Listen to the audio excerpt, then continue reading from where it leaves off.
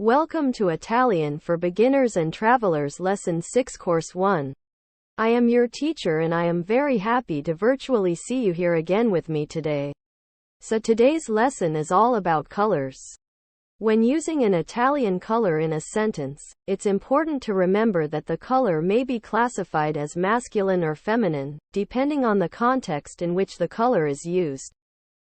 Rosso and rossa. For example, red cap. Cappello rosso. The cap is masculine noun. Red shirt. Camicia rossa. Shirt is feminine noun. Giallo and gialla. Nero and nera. Bianco and bianca. Grigio and grigia. Blu. Verde. Marrone. Viola. Rosa.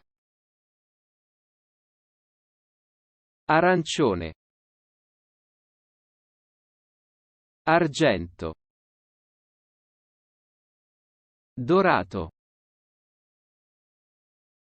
Write the following colors in the comment section.